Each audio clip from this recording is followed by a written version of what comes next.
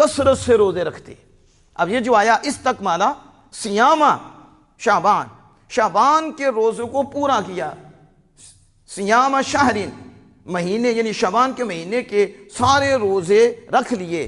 اس کا یہ مطلب نہیں ہے، دیگر حدیث پاک میں بھی آتا ہے، لیکن یہ مطلب نہیں ہے کہ نبی اکرم صلی اللہ علیہ وسلم 30 کے 30 کے 29 کے 29 شعبان المعظم کے روزے رکھتے تھے. عرب میں یہ طریقہ ہے اور یہ اسلوب عرب بھی ہے کہ جس چیز کو کثرت سے کیا جاتا ہے اور جس چیز کو زیادہ کیا جاتا ہے اسے یوں ہی بیان کیا جاتا ہے کہ اس نے پورے مہینے کو ہی یہ کام کیا ہے.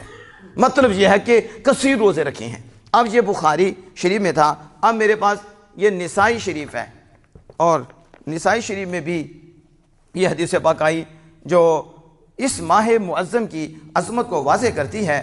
یہ قال قلت یا رسول اللہ صلی اللہ علیہ وسلم، حضرت اسامہ بن زید رضی اللہ تعالیٰ نے کہا کہ میں نے نبی اکرم صلی اللہ علیہ وسلم سے عرض کی، یا رسول اللہ صلی اللہ علیہ وسلم، میں نے نہیں دیکھا کہ آپ کسی مہینے کے روزے رکھتے ہوں اتنے، اور پھر ما تصور تصوم من شعبان، جتنے آپ شعبان کے روزے رکھتے ہو. یعنی میں نے نہیں دیکھا اس مہینے کے علاوہ کہ آپ اتنے روزے رکھتے ہو جتنے آپ اس مہینے میں روزہ رکھتے ہو. تو نبی اکرم صلی اللہ علیہ وسلم فرمایا کہ اسامہ ذاک شہرن، یہ ایسا مہینہ ہے کہ یغفل الناس عنہ، لوگ اس سے غافل ہیں.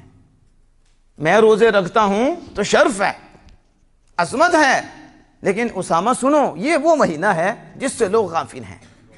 یغفل الناس عنہ بین رجب و رمضان، یہ رجب اور رمضان کے درمیان ہے. اور وہ شہر ترفع فیہ الاعمال الی رب العالمین، یہ وہ مہینہ ہے جس مہینے میں بندوں کے اعمال خالق کائنات کے ہاں پیش کیے جاتے ہیں.